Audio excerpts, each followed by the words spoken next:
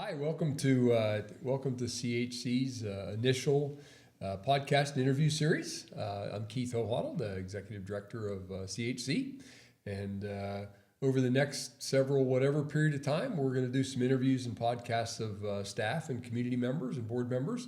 Just share a little bit about the things that CHC does here in the community. So today, my guest is Sarah Dhinojwala, who is the Director of Adolescent Addiction Services for CHC.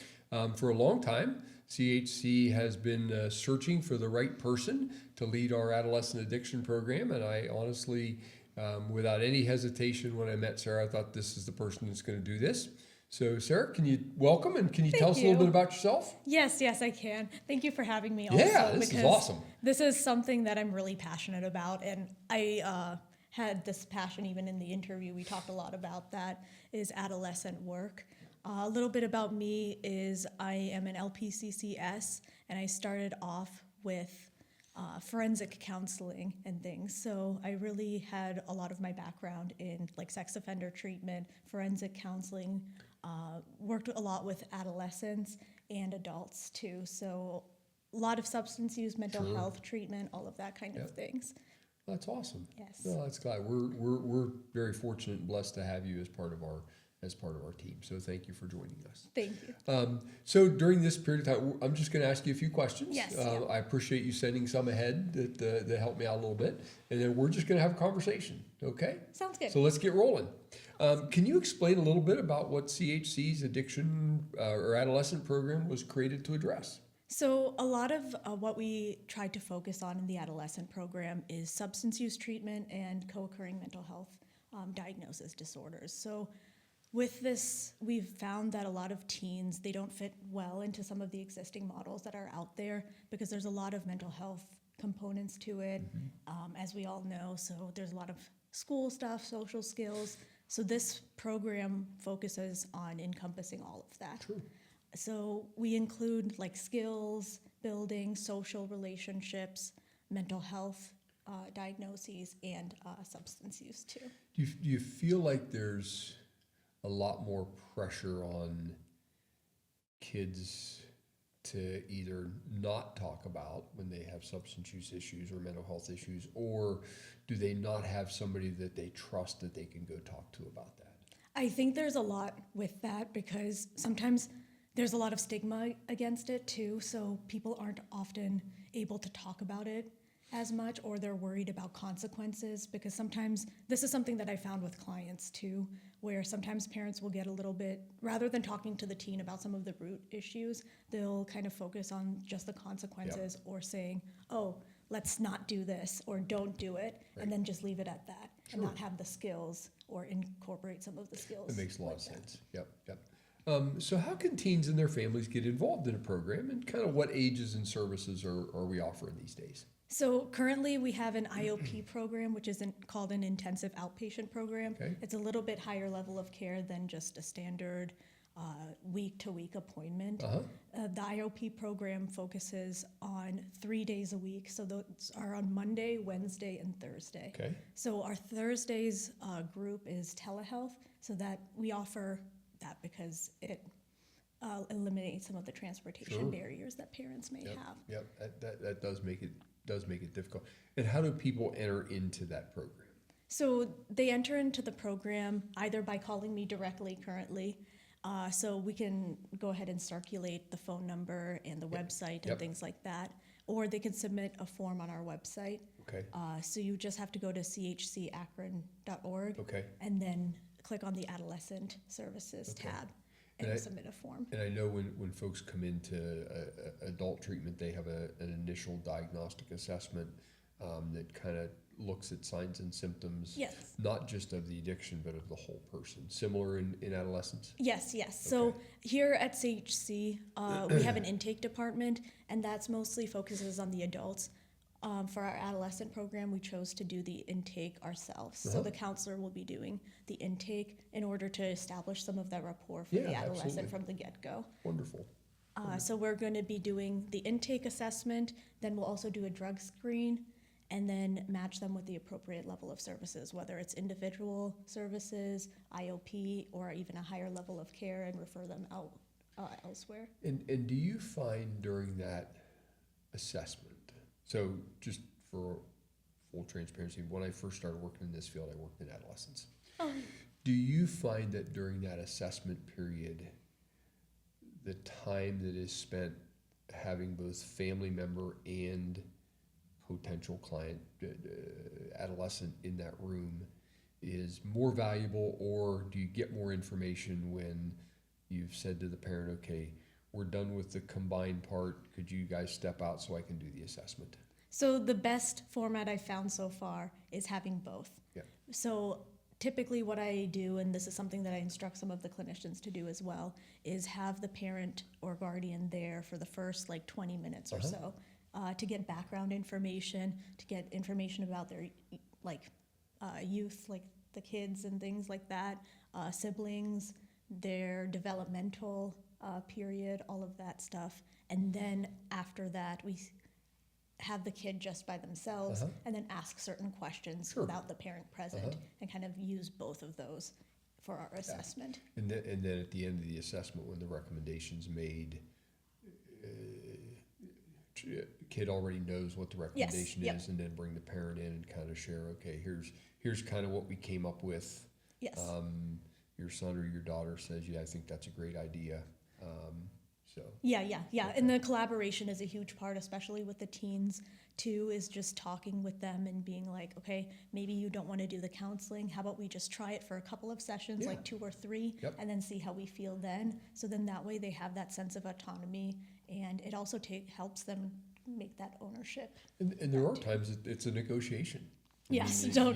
You may say, hey, look, IOP looks like it's the right thing to do, and the family, for a variety of reasons, can only do individual or can only do telehealth or whatever it might be. So there's some negotiating that takes place in there. True. And sometimes, I found, especially with IOP, parents are already willing to do that, because at that point, the problems have become so bad that there's consequences, maybe even with the court, there's consequences with school, those kind of things. So it's more buy-in, and then they're able to kind of engage. Sure. Awesome. With that. I know in conversation with you that you've talked about this program emphasizing skill building. Yes. Why is that a priority for a program such as what you're overseeing? So skill building has become such an important part with adolescents, because in school you're learning just everything. You're learning so many different things, and skills building, oftentimes teens don't have the skills sometimes to deal with some of the life stressors, essentially. So I really wanted to incorporate different types of skills that they can utilize, not only with substance use and mental health, but things that they can utilize in school or with their friends, or when they're dealing with anxiety and depression and those kind of things as well. Sure. And it sounds like they need those building blocks of skill building, because there's a lot of different situations that come up in their day, whether it's at school or at home or with friends or even with their parents sometimes. Yes, yeah. Even some anger management strategies in some aspect too, or just how to deal with emotion and emotion regulation skills are really important too, because especially when they reach into their adult life can be very unpredictable, as we know. So it can help them set up a good foundation for dealing with those kind of things. And I worry sometimes that when we work with kids and we work with them at a certain developmental stage, and then when they move on to that next stage, how do we ensure that they can carry those skills and move some of those skills into a little bit more mature stage for them? Yeah, and something as you're talking about that, I'm thinking of is helping them develop that sense of self too, so they don't also have to rely on their parents or their guardian or anyone else in the world. Essentially, they can do that on their own too. That's awesome. So many of the teens in the program are referred by court or by school systems. How do you approach that engagement in those particular situations? So we do have a lot of teens who are involved, who get referred by the schools, the courts. A lot of our teens are actually even already involved with the courts. So they're already charged with something, and then they have to kind of do the substance use treatment or mental health treatment as part of their probation or something like that. So one of the things that we really focus on is collaboration and teamwork, because around the teen's life, they have their parents, they have their guardians, they have their school teachers, they have their probation officers, all of these different people who are kind of even saying things like, oh, you should do this, you should do that. Yeah. So really focusing on the collaboration aspect, but then also keeping the teen's voice at the center. So keeping the client's voice at the center is very important too, and it helps them like we can develop those kind of advocation type things. They can advocate for themselves. They can develop that ownership and that autonomy. Sure. I've often thought that parents, school districts, courts are kind of gatherers. So they'll hold on to kids until such time as it gets beyond what they're capable of doing. So it's almost like a delay in people getting to services.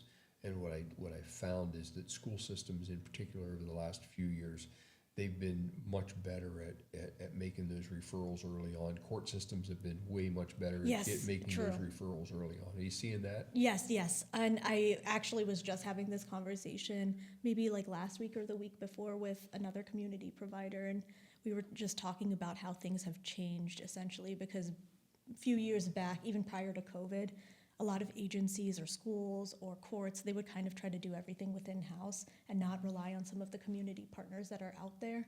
So that's something that's kind of really changed, where we all are working as a team, essentially. Even if it's someone from another agency, we're all working as a team to kind of just help better someone else's life, and that's what really it comes down to. Yeah, it does. Takes everybody. How is this program different from maybe some more traditional substance use treatment models?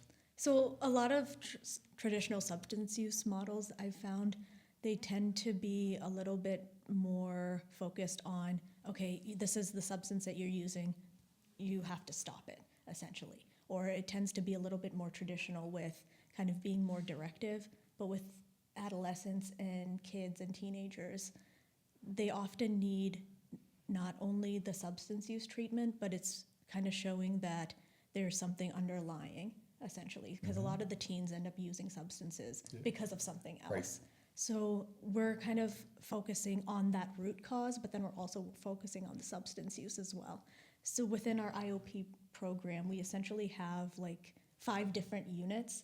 We're focusing on the foundational aspect, we're focusing on triggers, we're focusing on how to manage those triggers, and then we're also adding in social relationships and peer relationships, like how to kind of develop healthy relationships. Sure. And then another area that I'm very passionate about is career development and future development. Yeah, absolutely. And that is our 5th unit. So focusing on, okay, what do I want to do with my life? Right. Where do I want to go? What job do I want to have? What brings me like that passion? Sure. Because it's one thing to stop the substance use. It's another thing to understand that you've been involved in a system, and in some cases a system that has enabled the use without allowing you the picture of what life might look like. So what I like about what you just shared is you're not only just focused on stop using, because that's what everybody's told them already. Yeah. But you're actually giving them an opportunity to look at life in general and say, you know what, I don't really like where I'm going or my future, so I need to do something different. Yep. And it really comes from that aspect of self-regulation too, because no one's going to be there around saying, oh, you should do this, or we shouldn't wait for someone to say, oh, I don't think that this is the path for you. We have to like kind of see, okay, this is not bringing me any joy to do this or do it. And I'm not even talking just about substance use. I'm talking about, let's say, even career. Yeah. Like, oh, I started off in this career and I realized like, okay, maybe I'm not happy here. I can move to this one, and having that ability to do that. People will tell them, look, you can't just keep quitting jobs. Well, if you don't like what you're doing, sometimes it's not unusual for a teen to change jobs a few times. To figure out. They're trying to figure out what they want to do. Yep. So. And I had that same story, so I kind of like really identify with that too, because I wasn't planning on doing counseling, and I've talked about this before. I wasn't planning on doing counseling at the beginning of when I was figuring out what I wanted to do. I wanted to go into a different route, and then counseling kind of just was there, and I explored it and realized that I really loved Well, I'm it. certainly glad you made that choice. So, Me too. yeah, I'm sure. Program works closely with families and systems like juvenile courts. How does that collaboration support teens?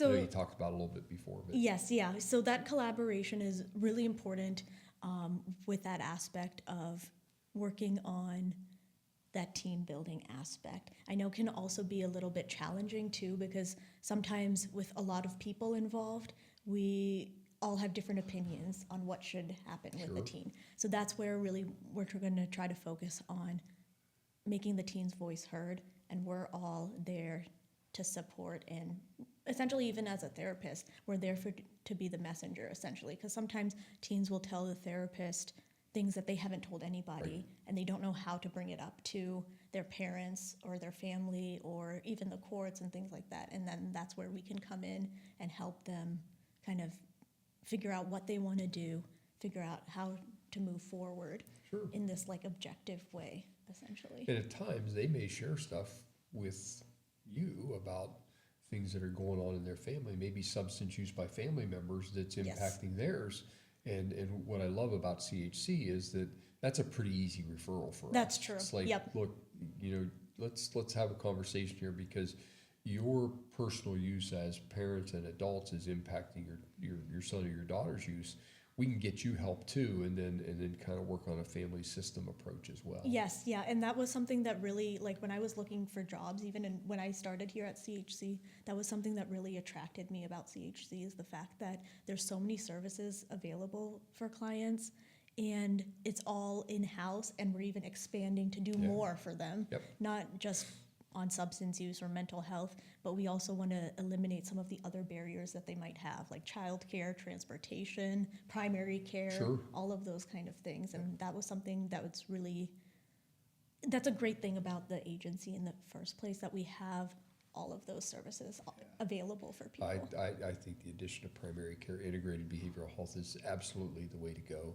And I think that what we're going to find is that our patients are going to have an opportunity to be way healthier than they ever have been before. Yes, because you're not only focusing on some of the psychological piece, but you're also focusing on the medical piece Yep. as well. So it's really focusing on that holistic approach. Yeah, that's awesome. You've talked about this program being future focused. Can you tell me a little bit about what that means in practice? So really focusing on the future, I talked about future development and that career development. An area that I'm really passionate about is kind of innovation is another huge area that I'm very passionate about, and I like to instill that even into our young generation Sure. of how they can make the world a better place, how they can contribute to society and the community and themselves, and even just think about 5-10 years from now, what is the world going to look like? What am I going to look like? Who am I going to be? Sure. Essentially. That's pretty cool. That's very cool. I think that, sometimes when they come, family members are so focused on fix my son, fix my daughter, as opposed to what's their future going to look like? How can they take what they've learned so far? How can their life improve and then look into the future Yes. for them? Yep. So Yep. I like that. Yeah. And I think that, we're fortunate because we live in a community that has a university at Akron, it has Stark State, and so many schools have trade opportunities. Yes, So yeah. I think that we're not kind of stuck in when teens look for their future or whatever it is they want to do. There's so many opportunities out That's there for true. them, That's true. including opportunities to work in the field we work in. Yes. If that's something Yeah. that you choose to do, that much like you or like me, that wasn't anything I ever thought of doing. That's true. And I noticed that even schools nowadays also have like career classes essentially too, which I know that I didn't have growing up in things, but basically you could just go and see different jobs, or if there's an area that you're interested in, they'll give you an internship or an apprenticeship to learn more about that field that you're interested in. So I really like how the schools and the communities really focused on that too. Last question, maybe. When teens come into the program, what's usually the first thing that they notice that's different? So something that a lot of the teens have noticed, and parents have even told me this, is about the counselors and just being so real and authentic. and having that holistic approach, essentially. Because I kind of talk about this with some of the supervisees that I have, that teens, they know when you're faking it. They're the first ones to know, essentially. So it's important that you just be yourself and who you are. So I even tell the counselors to just be themselves as a person, because the teen really connects with that too. And rather than it being kind of like a sense of, the clinician being a sense of an authority figure, they're on their same team, they're at their same level. So then they are advocating for the client more, and it really establishes that rapport with Wonderful. the client and the counselor too. That's awesome. So somebody's watching this and they think, you know what, I need to talk to Sarah. I need to get my son or my daughter into the program. How do they reach out to you? So I think the best way is to reach out through our website. Okay. Our website will be the easiest way for me to get in contact with you. So you could go to the website. I'm sure we can include the details or the link, and you can click the link, send the referral form over, and then I will give you a call and we can get you set up for the intake. Right now we can get them in within a week or two, because I know that a sense of urgency is so important, Sure. especially when you're reaching out for help and things like Yeah, when that people too. have the courage to pick up the phone and say, hey, I need help. We want to get them in as quickly as we can. Yes, to do yeah. that. And even for the individual services, if we can't get them into the group right away, we can at least get them started with individual, so they at least can start kind of working through certain things and then focus on the bigger stuff later. It's wonderful. Well, that's awesome. Sarah, I want to thank you for being the first guest Thank you on so our much. podcast. I want to thank our producer, London Prokop, for doing some good work with us. London, thank you very much for being behind the scenes there.